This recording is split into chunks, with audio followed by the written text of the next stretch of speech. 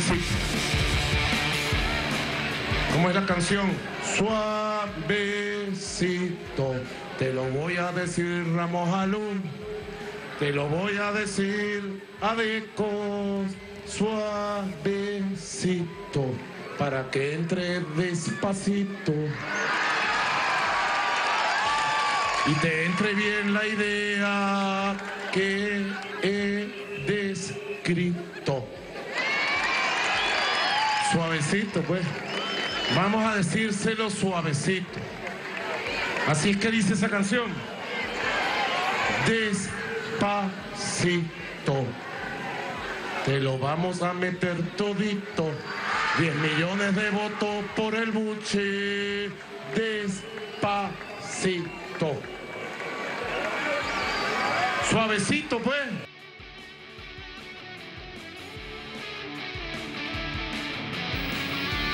Hola, ¿cómo están? Buenas tardes. Comenzamos TN Internacional. Pepe Gil Vidal está comenzando sus vacaciones, así que vamos a estar acompañándolos en estas emisiones de los días sábados.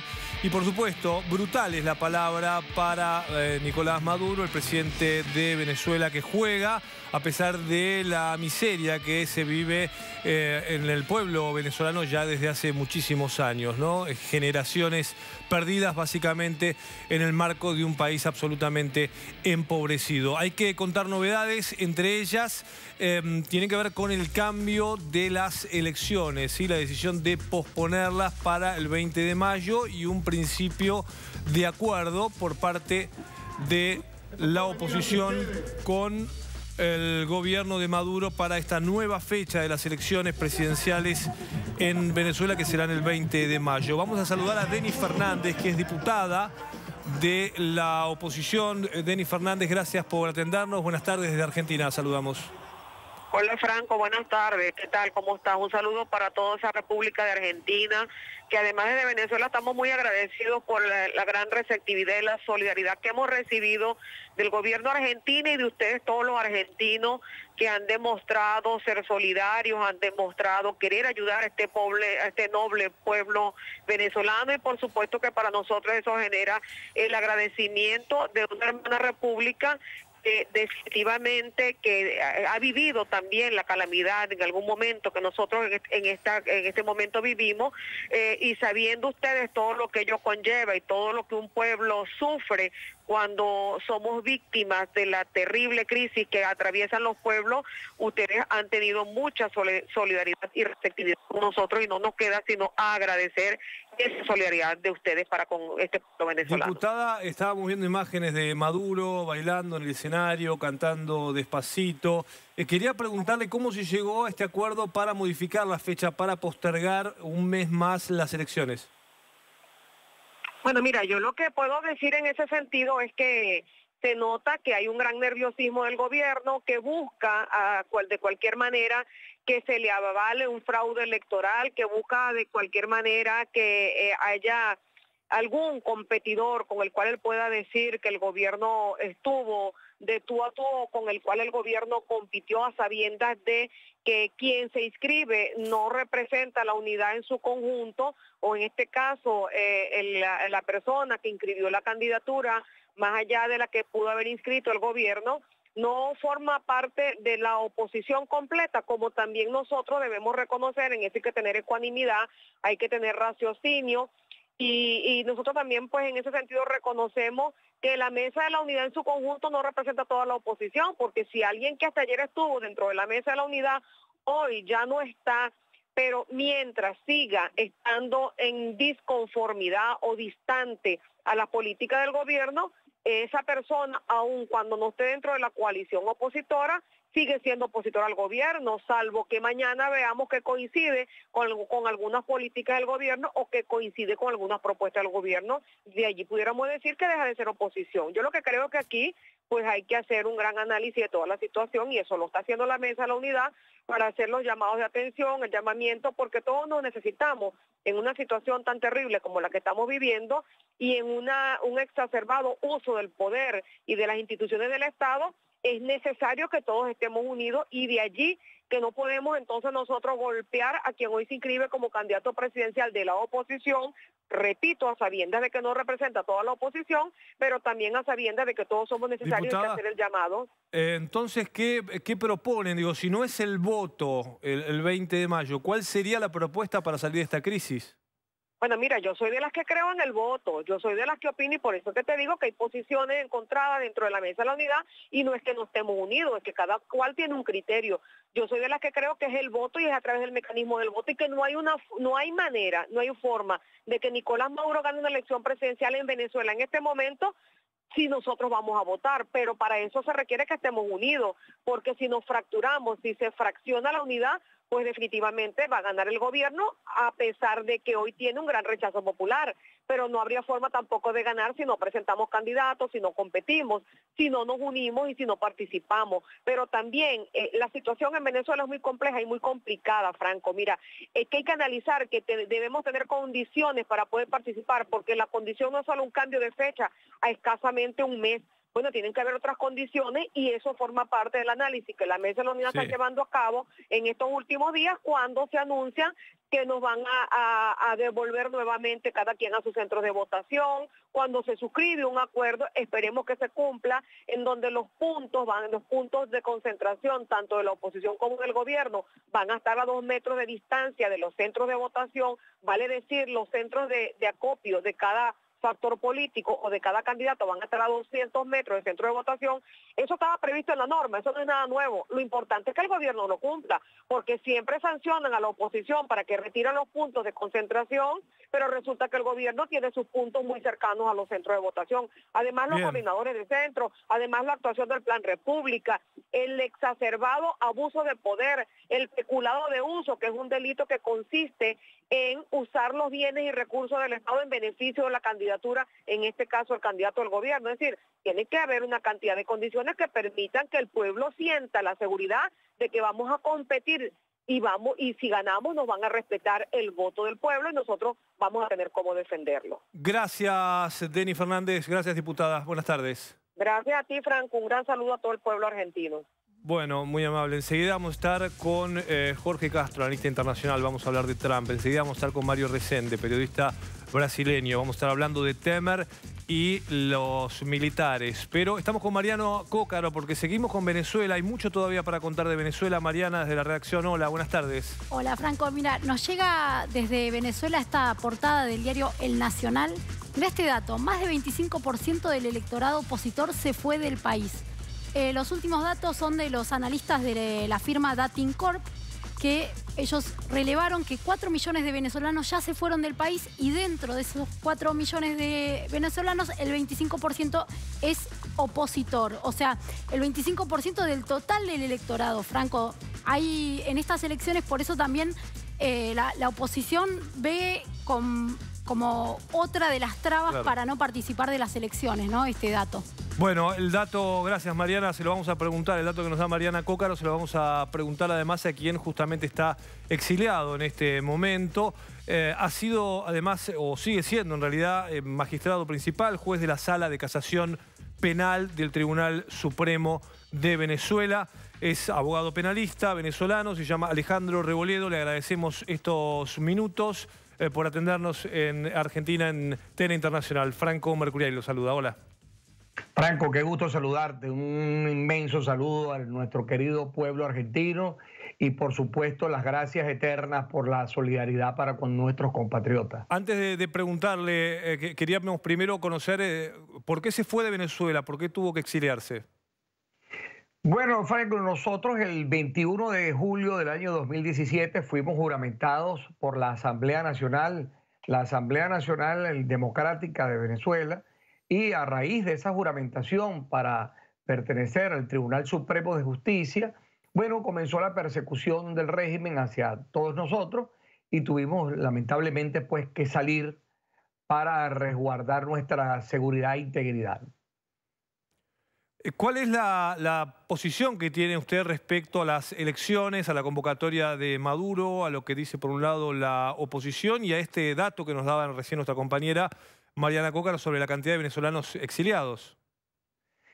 Mira, Franco, sin lugar a dudas el crimen organizado tiene el control de Venezuela. O sea, si no existen unas reglas claras con respecto a las autoridades electorales, que son los rectores del proceso, no existe la posibilidad de que quienes estamos fuera de Venezuela podamos votar, entonces no existe la posibilidad real de evitar un fraude. De tal manera que ese fraude, digamos, cantado y ese fraude totalmente visualizado va a existir si no existe ese cambio de autoridad electoral y por lo tanto no se abren los consulados para que se inscriban las personas a participar y puedan votar, y por supuesto el monitoreo, la asistencia internacional que haga posible develar el proceso, que exista transparencia. ¿Por qué dice que el crimen organizado tiene hoy el control de Venezuela? Bueno, porque para nadie es un secreto lo que está pasando con el narcotráfico, lo que está pasando con la corrupción, los carteles mexicanos y colombianos, lo que se ha hecho con Venezuela con respecto a una ruta segura del tráfico de drogas, lo que se ha decomisado y se decomisa permanentemente, lo que está pasando con el arco minero en Venezuela sobre nuestro oro, como el mercado negro por Aruba y por Curazao se compra nuestro oro mediante el contrabando, lo que pasa con nuestra industria petrolera, con la sobrefacturación, la subfacturación, las empresas fachadas, y cómo en la medida que la justicia internacional ha podido atajar estos sujetos en varias partes del mundo, te das cuenta cómo se ven cuánto dinero tienen producto de estas actividades ilícitas. Bien, y en ese... Sí, lo escucho. Disculpa, Franco, y no es para un secreto que en la lista OFAC, que es la lista del Departamento del Tesoro americano, el presidente de la República, el vicepresidente de la República, Tarek El-Aissami, está en la lista OFAC por ser, según las autoridades americanas, como un cabecilla del narcotráfico. Es decir, hay muchas pruebas en relación a estas vinculaciones. Ahora, como juez y ahora exiliado, le pregunto, ¿cree que la región o a nivel internacional, tanto Estados Unidos como Europa, debieran presionar aún más a Venezuela para esta convocatoria de elecciones? Fíjate, nosotros hemos luchado desde hace mucho tiempo para las sanciones. Las sanciones han funcionado de manera contundente, Franco. Primero en los Estados Unidos, después con la Unión Europea, después en Canadá. Por eso hemos conversado también con el Grupo de Lima para que la región asuma las sanciones.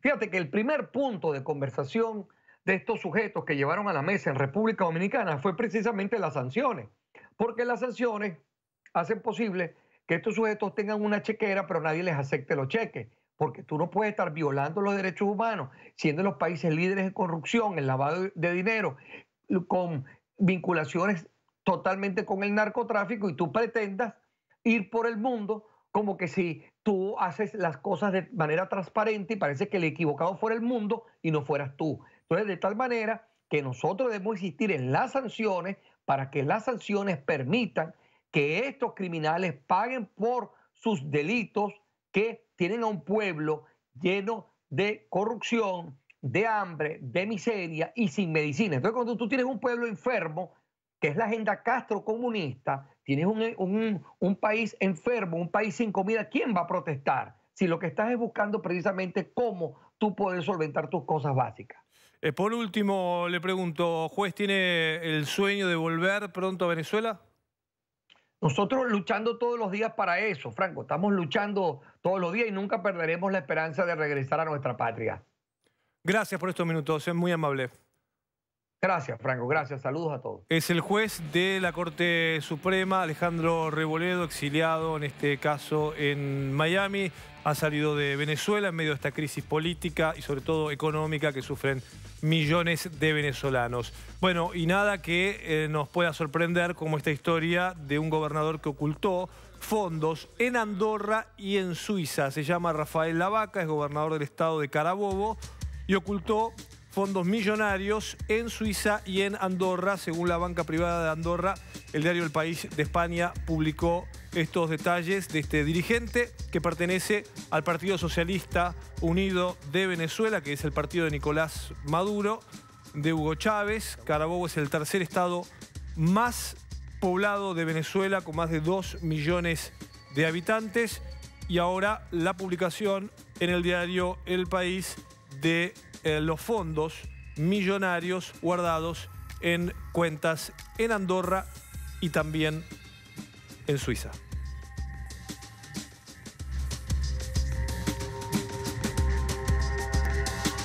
Bien, recién hablábamos con un venezolano exiliado en los Estados Unidos. Vamos a hablar con un periodista exiliado en Europa, en este caso es Daniel Ackerman, a quien le agradecemos estos minutos. Hola Daniel, buenas tardes, desde Argentina, Franco Mercuriali. ¿Cómo estás? ¿Qué tal, Franco? Buenas tardes. Bueno, contanos tu situación puntual. Sos muy joven, además, periodista, 20 años, pero has estado incluso esta misma semana denunciando allí en Europa al gobierno de Maduro. Así es, el sábado pasado tuve la oportunidad de participar en un congreso de estudiantes demócratas europeos donde pude dar voz a la realidad que está atravesando mi país. Eran más de 75 delegados de diferentes países de Europa, miembros del European People's Party, y todos manejaron la idea de lo que está ocurriendo en Venezuela, y a través de este congreso se formuló una moción, una propuesta de moción que se aprobó al final del congreso, que se elevaría luego a la mesa del Partido Popular Europeo para seguir activando sanciones y mecanismos para poder devolver la democracia a mi país, a Venezuela. Daniel, y en este caso, ¿cuál es la repercusión que has tenido en Europa? Porque, digamos, no estamos hablando de un hombre que llegó hace pocos meses al poder, estamos hablando de una situación de crisis que tiene Venezuela desde hace por lo menos 20 años. Así es. Bueno, la situación real para Europa en general sobre Venezuela es más que conocida y desde hace años, no es una cuestión reciente. Lo que pasa sí es que por diplomacia, por protocolos de diplomacia, las acciones que se han tomado han sido quizás más lentas de lo que desearíamos. Pero incluso partidos en Europa que han sido tratados de ser reflejo del chavismo, como Podemos en España, afortunadamente han perdido muchísimo del poder que habían logrado conseguir hace algunos meses, también en parte por el debilitamiento del chavismo. Y en este caso, digo, porque muchas veces lo dijimos, en la región, sobre todo, incluso cuando gobernaba Hugo Chávez, tanto Brasil, también Argentina y otros países se beneficiaron muchas veces económicamente de la crisis política y social de Venezuela. Ahora, en el caso de Europa, tengo entendido que no hubo esa situación donde hicieron negocios con Venezuela, como sí pasó con el caso de Lula en Brasil o de Kirchner y la Argentina. Directamente nunca hubo negocios entre gobiernos europeos y el gobierno venezolano. Sí hubo negociaciones entre partidos en Europa y el gobierno venezolano. Por ejemplo, como mencionaba hace unos segundos, el partido Podemos, que fue financiado por el chavismo durante algunos años antes de lanzarse como tal como una plataforma política y que hoy en día ocupa hasta curules dentro del Congreso español, pero que afortunadamente ha perdido poder. Daniel, gracias por estos minutos. Quiero preguntarte lo mismo que le preguntaba al juez. ¿Vos te considerás exiliado? ¿Te tuviste que ir? ¿O tu intención es buscar justamente apoyo internacional para cambiar la situación de Venezuela? Yo creo que no hay venezolano que se sienta exiliado de una forma real. Esto es un exilio forzoso provocado por la situación que atraviesa nuestro país. Ahorita mismo estoy estudiando aquí, aprovechando las oportunidades que tengo, pero para poder recabar todo lo que se pueda hacer, primero en pro de la democracia de mi país y segundo para poder volver en algún momento a una democracia real y fructífera donde también pueda crecer yo. Gracias, Daniel Ackerman, muy amable. Gracias a ti. Y vamos a ver estas imágenes que vimos esta semana. Todas las semanas hay una novedad, ¿no?, de Venezuela. Estas nos impactaron, son las imágenes de uno de los zoológicos venezolanos en el Parque Metropolitano de Zulia, en la ciudad de San Francisco. Esto es al oeste, en Venezuela. La desnutrición severa que sufren animales, la falta de cuidado, por supuesto, de alimentos, parte de las imágenes de la crisis venezolana, donde hasta los animales se mueren de hambre en los zoológicos. Es impresionante, ¿no?, las fotos que recorrieron el mundo, además, y esta historia de haber sacrificado a algunos animales para poder alimentar a otros, patos, cerdos, cabras sacrificados para alimentar a otros animales de este parque, cerrado, por supuesto, ya desde mediados de febrero, después de ver las fotos de estos animales hambrientos y en estado de desnutrición.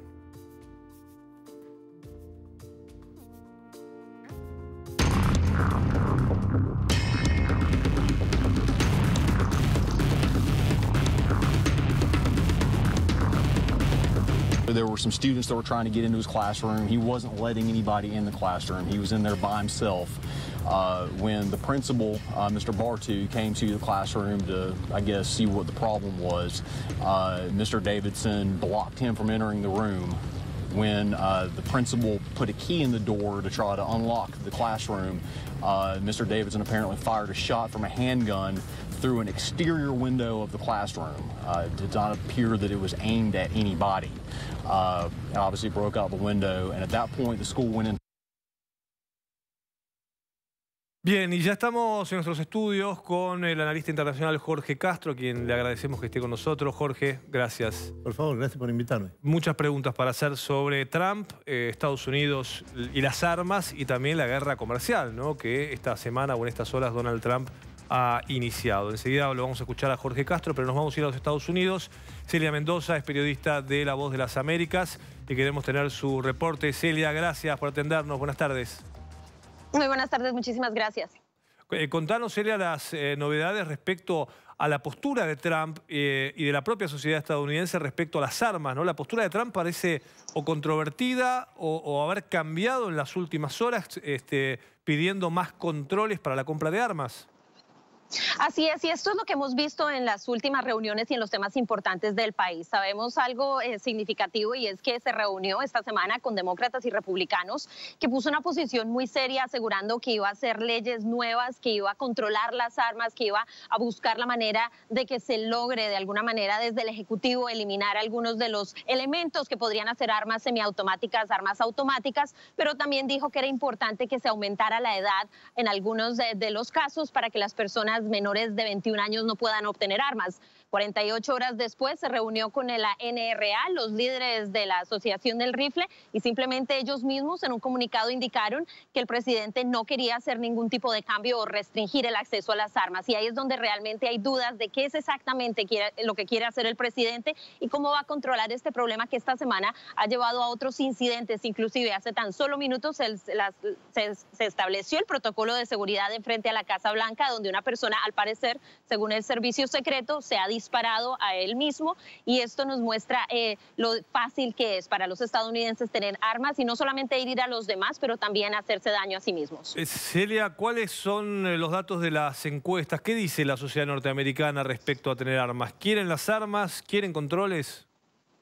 La mayoría de los estadounidenses quieren controles, y no es algo nuevo. Recordemos que hace algunos años sucedió en Connecticut, donde se masacraron a niños en una escuela elemental, y esto llevó a que los estadounidenses hablaran acerca del tema mucho más en serio. En ese momento se creyó que se podría hacer algo, pero lo que hemos visto es que el poder de la Asociación Nacional del Rifle es significativa. Tan solo esta semana Delta, la compañía aérea, que le retiró su apoyo a la NRA después de esta masacre en la Florida, la legislatura estatal de Georgia le quitó las deducciones de impuestos. A pesar de que emplean a muchas personas, vemos la fuerza que tiene este grupo de la Asociación Nacional del Rifle en la política de los Estados Unidos, y esto es lo que ha impedido que, a pesar de que la mayoría de los estadounidenses, más de un 60% de los estadounidenses, están de acuerdo con más regulación, y esto no significa acabar con las armas debido a que está dentro de la Constitución y la Segunda Enmienda, la mayoría no cree que las personas tendrían que tener acceso a armas que son de guerra, como las armas semiautomáticas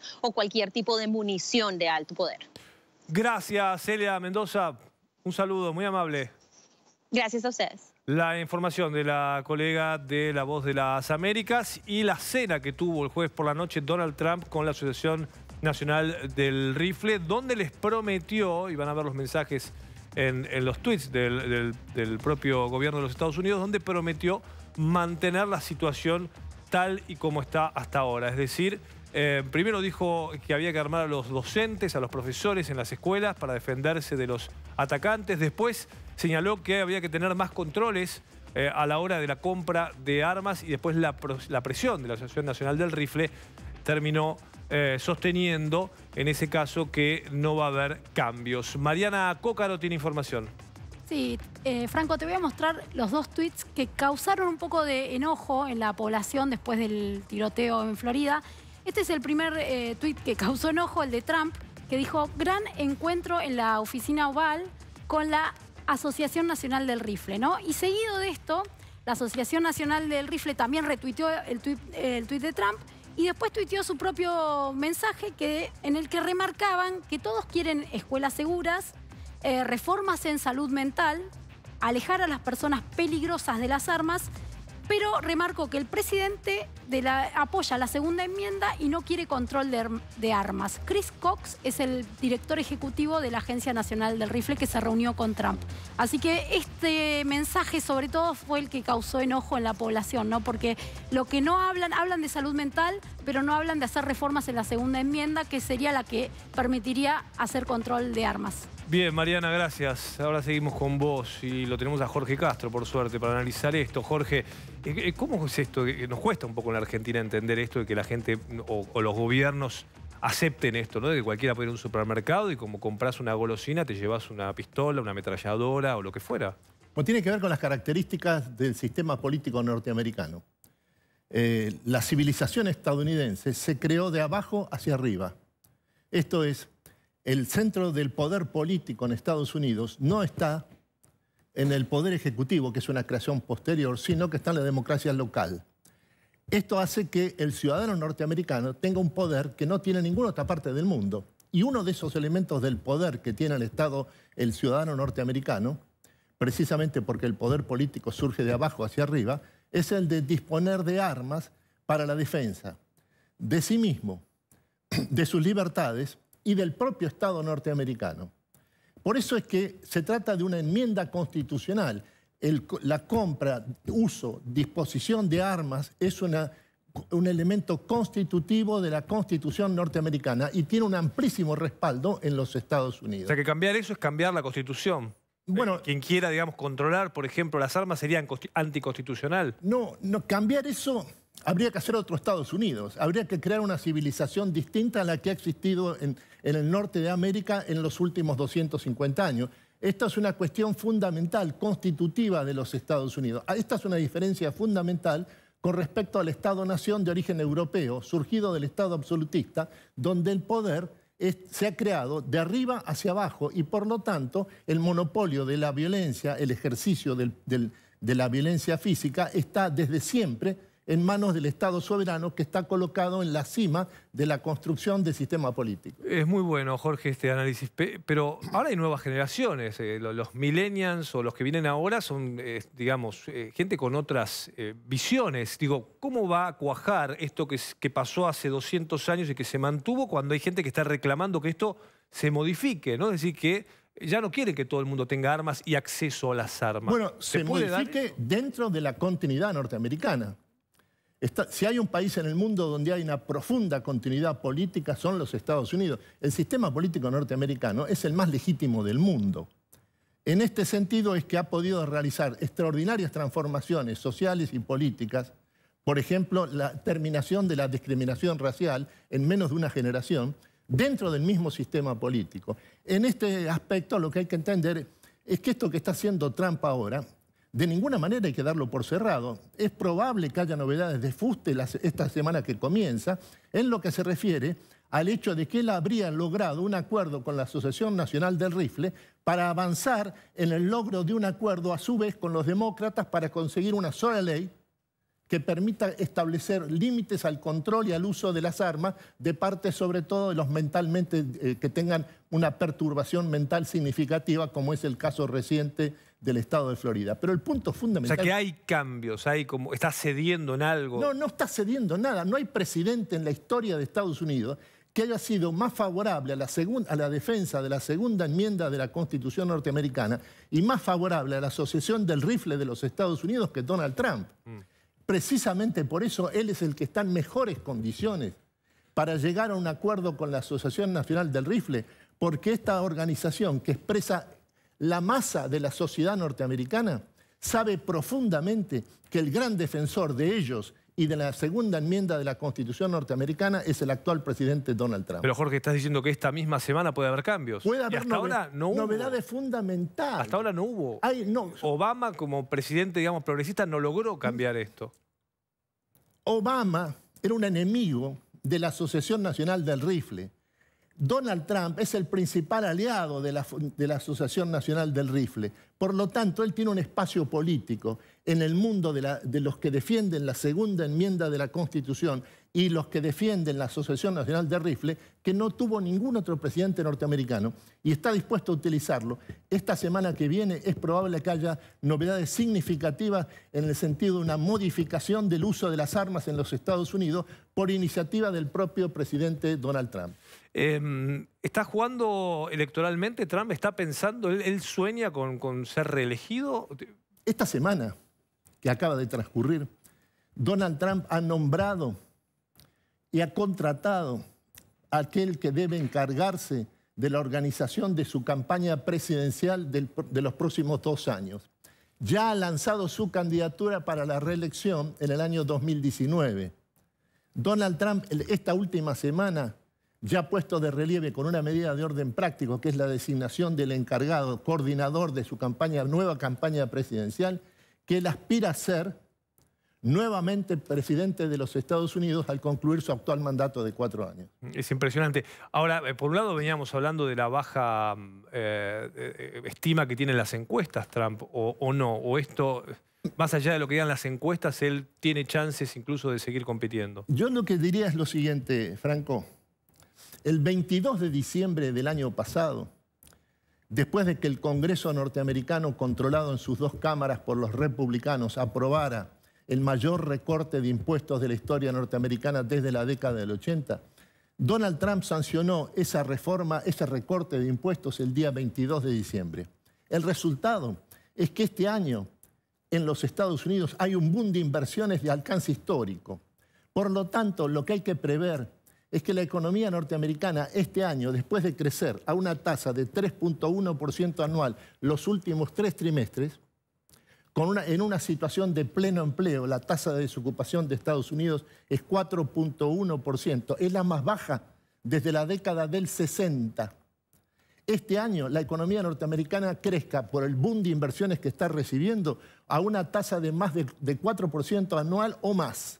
En estas condiciones, el lanzamiento de la candidatura presidencial de Donald Trump para las elecciones del año 2019 tiene el objetivo de hacer una excepción a la historia norteamericana en las elecciones del medio término de noviembre de este año.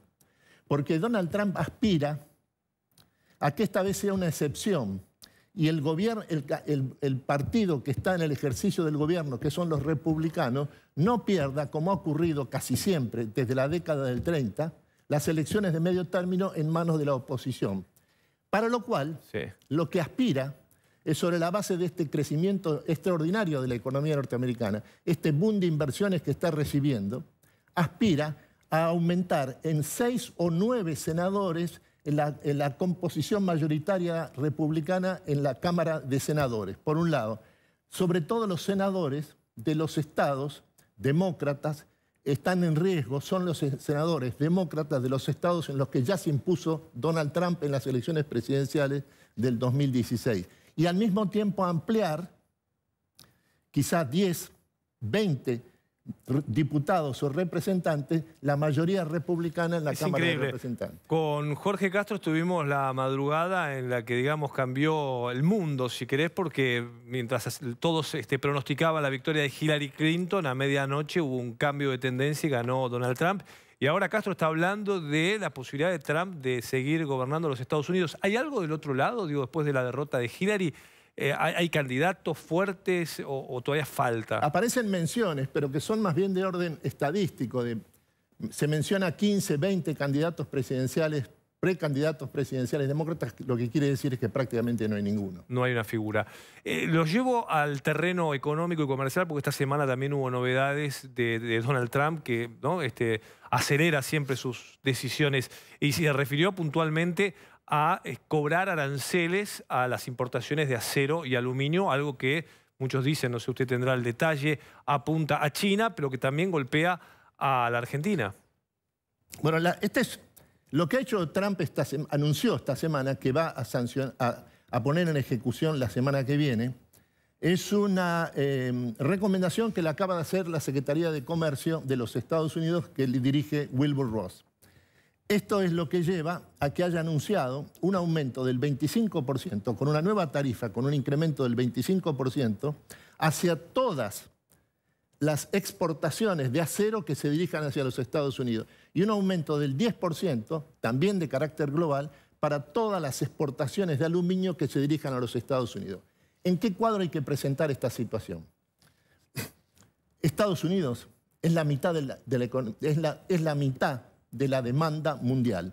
En lo que se refiere al acero, es más del 40% la demanda norteamericana de la demanda mundial de acero. En este sentido, lo que hay que advertir es que esto implica una limitación, el establecer una tarifa con un incremento del 25% a las exportaciones de acero, significa frenar lo que ha ocurrido en los últimos 5 años. Lo que ha ocurrido en los últimos 5 años es que más del 30% de la demanda interna de acero de los Estados Unidos está cubierta por las importaciones, sobre todo las provenientes no de China. El total de las exportaciones de acero de China a los Estados Unidos es menos del 2% de las exportaciones de China en el mundo y menos del 2% de las importaciones globales de acero de los Estados Unidos. En su mayor parte, estas exportaciones de acero provienen de Canadá, de Europa, de Japón, de Corea del Sur. En este aspecto lo que hay que tener en cuenta es que las cartas que tiene en sus manos Donald Trump son muy grandes. La economía norteamericana ha vuelto a crecer y están experimentando una situación de un boom económico en materia de productividad y en materia de aumento de las inversiones. La economía mundial ha vuelto a crecer. Después de 6 años de estancamiento, este es el segundo año consecutivo de expansión de la economía mundial. Las posibilidades de que este conflicto se transforme en una guerra comercial son muy escasas. Lo más probable es que haya un acuerdo, aceptando los términos que plantea Estados Unidos de restricción de las exportaciones de acero provenientes del resto del mundo para defender a la industria norteamericana, que ha perdido más de 10 puntos de control de su propio mercado doméstico en los últimos 5 años.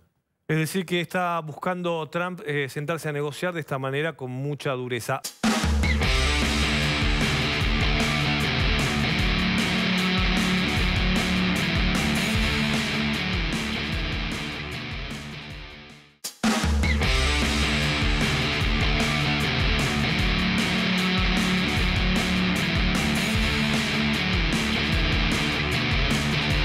Bueno, y seguimos analizando la información internacional, en este caso con Jorge Castro, lo que pasa en los Estados Unidos. Jorge, a modo de cierre, digamos, de todo lo que hemos hablado, Trump está pensando ya en el 2019. Todo lo que aparece a nivel encuestas y públicamente es que Donald Trump es una figura controvertida, polémica, hay mucha gente que hasta se avergüenza de que sea el presidente de los Estados Unidos. Ahora, más allá de todo esto, él está cumpliendo con lo que dijo en la campaña, digamos, América primero. Es un caso muy notable de que de un personaje como Donald Trump. Lo notable es que está llevando a cabo aquello que dijo que iba a hacer. Esto que acaba de anunciar esta semana, este aumento de las tarifas en materia de importaciones de acero y de aluminio de 25 y 10% respectivamente, lo dijo en forma repetida en la campaña electoral.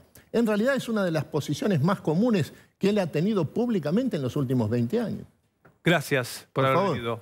Gracias, Jorge Castro, analista internacional.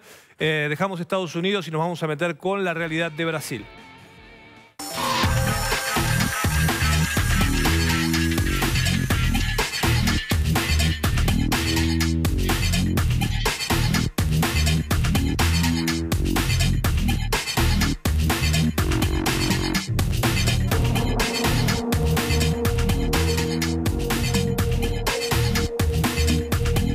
Recién nos contaba Castro las intenciones de Trump de la reelección, pero algunos hablan también del presidente de Brasil, de Temer, que buscaría postularse en las próximas elecciones, y algunos señalan que estas medidas de militarizar de alguna manera Brasil tienen que ver con esto, y se lo vamos a preguntar a Marcio Resende. Gracias, Marcio, por estar como siempre con nosotros. Buenas tardes. Gracias, Franco, y gracias a todos los telespectadores. Bueno, primero contar, ¿qué es esta idea del presidente Temer? Lo hizo primero en Río de Janeiro, llevar a los militares allí, pero ¿esto podría ampliarse?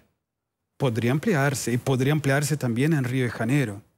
Mira, siempre hubo participación. En los últimos 10 años, para no ir muy lejos, en los últimos 10 años hubo otras 12 no intervenciones, sino presencia de militares en Río de Janeiro. Hay una diferencia. Sí. Esas presencias eran por detrás de la policía, era como apoyo, como presencia de efectivos. Incluso con Lula o Dilma gobernando llevaron... Con todos, desde Fernando Henrique Cardoso, si vamos más atrás.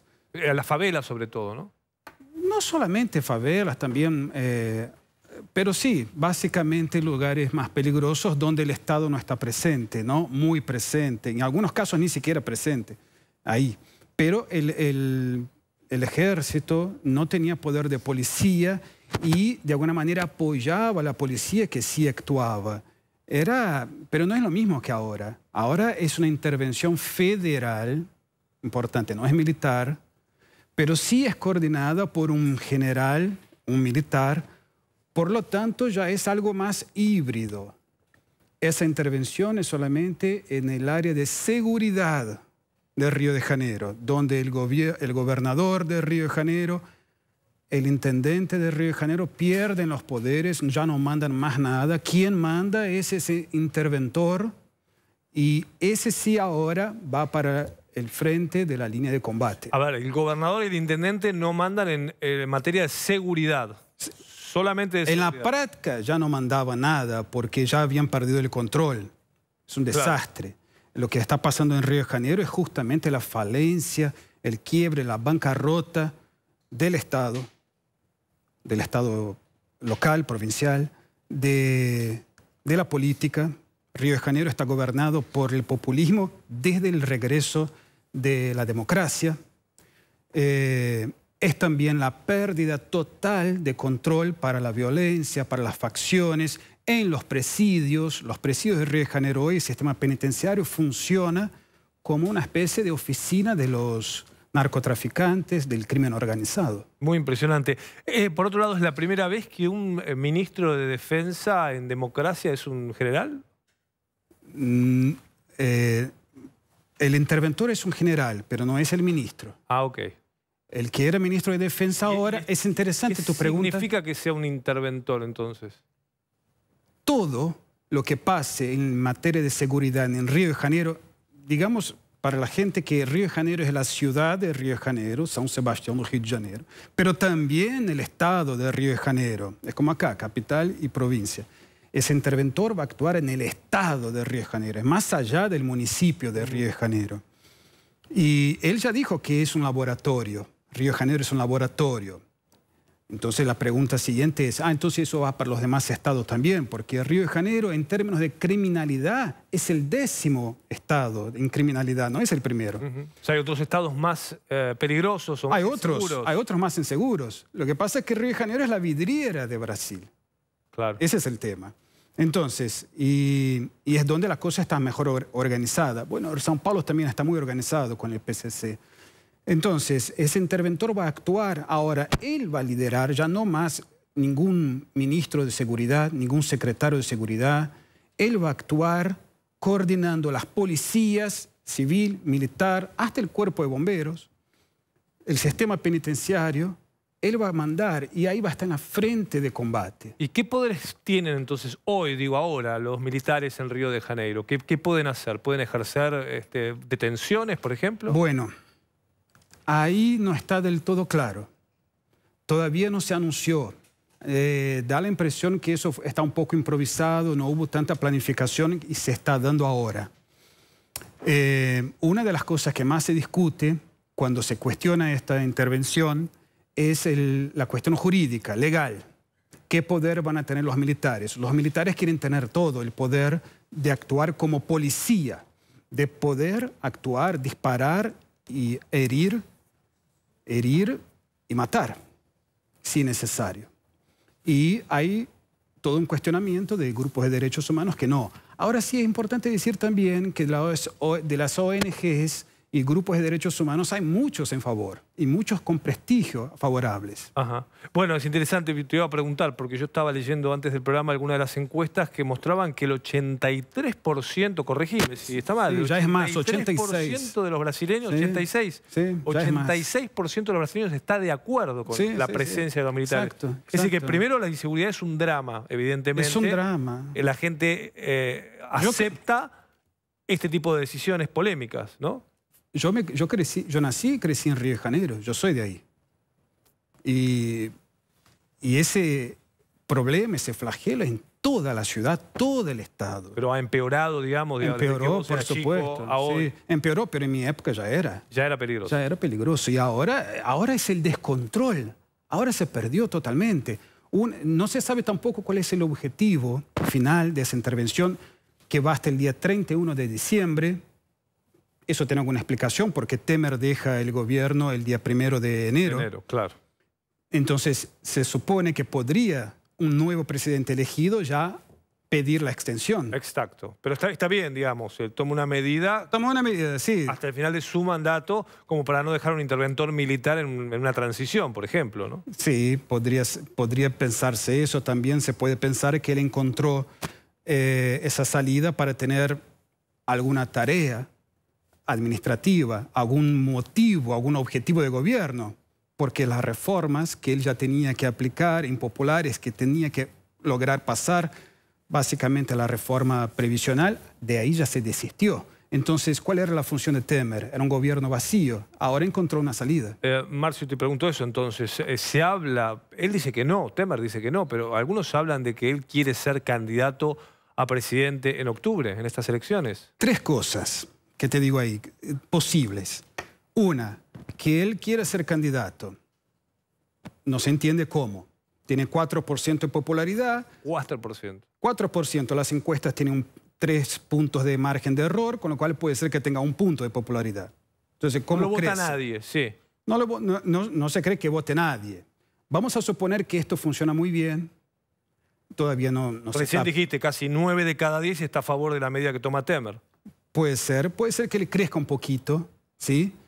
¿Alcanzaría para llegar a una segunda vuelta? Yo creo que no. Pero es verdad también que está tal la pulverización, inclusive si no participa Lula de la claro, corrida electoral, eso lo vamos a saber en los próximos días. Entonces, si no participa Lula y hay una pulverización de la política, un tipo que tenga, ponele, 15% de popularidad, hasta podría llegar a ir a segunda vuelta. Bueno, yo no creo. Aquí fue presidente en el 2003 Kirchner con 25% sí, de los votos. Es verdad, ¿no? Pero tenía el apoyo de Duhalde. Una década. Pero tenía el apoyo de Duhalde. Marcio, hay un candidato de ultraderecha. Vamos a suponer, la segunda salida, ¿sí? Él simplemente quiere valorizarse un poco más para negociar con los potables candidatos de centro de derecha su apoyo. Yo lo veo por ahí también. O sea, es su valorización y también dejar un legado en la historia, pero también de valorizar su partido, tiene mucha presencia territorial y mucha presencia en el Congreso. Eso es muy importante para un futuro presidente, tener ese apoyo parlamentario. Y la tercera cosa que la veo yo, nunca no se dijo nada, es que Temer podría no ser candidato a presidente, sino al Senado, por ejemplo, o volver a ser legislador. Y con eso tenía los foros y él está muy implicado cuando deje el poder a ser investigado y condenado por la justicia. Bueno, una medida difícil de temer, esta presencia de militares realmente en las calles de Brasil y además con apoyo de la gente, ¿no? Que muestra un poco cuál es la situación de desprotección que siente la gente con respecto al Estado, que acepta un nuevo rol de las Fuerzas Armadas. Franco, ¿no? yo te diría que es una medida necesaria, esperada, se pedía eso, pero de altísimo riesgo. ¿Por qué? Porque si esto no funciona, ¿cuál es el paso siguiente? Vale. Sería la intervención, ahí sí, militar, ya no solamente federal, sino militar directamente, en todo el Estado, en todo el esquema, ¿no? ¿Y qué queda después de eso? Entonces, es muy importante que esa intervención funcione y que de ahí la cosa se vaya disminuyendo, que disminuya la criminalidad y que la cosa se vuelva a tener algún control, ¿no? Porque si no, el paso siguiente, ahí sí sería muy grave.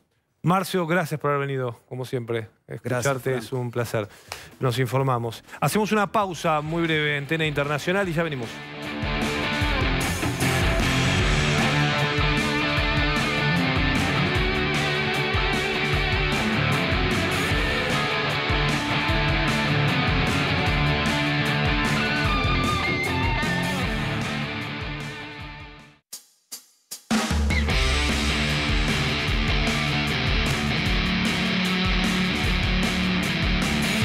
contamos lo que pasa en Italia porque votan mañana domingo. Ya a las 3 de la mañana, hora argentina, empiezan a votar. Allí en Italia se abren los comicios, más de 50 millones de italianos.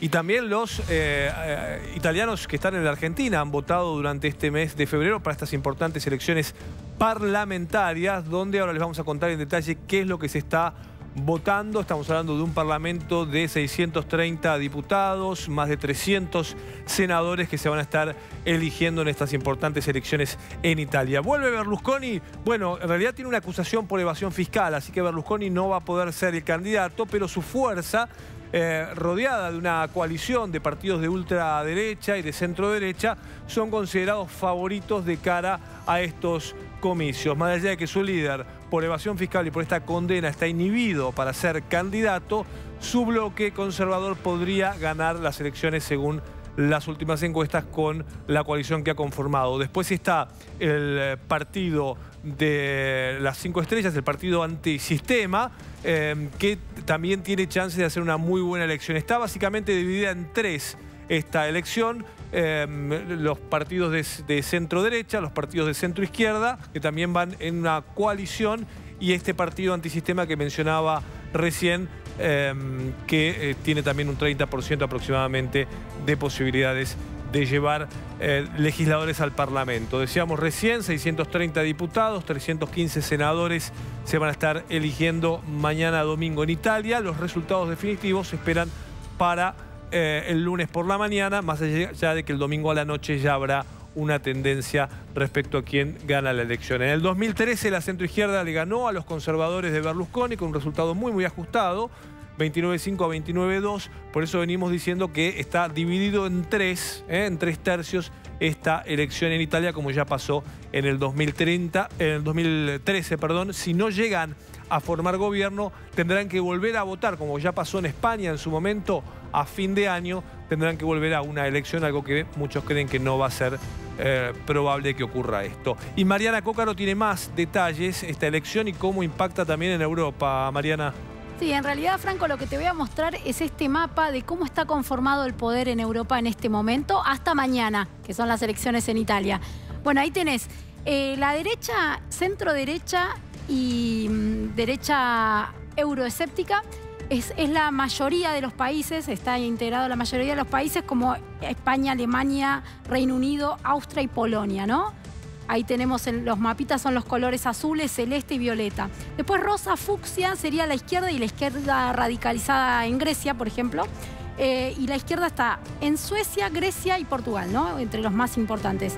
Después de centro o liberal tenemos a Francia, Bélgica, Holanda, Finlandia, que serían los colores, los países con los colores naranjas. Así está hasta mañana conformada Europa en el poder político, ¿no? Veremos mañana qué pasa en la elección de Italia.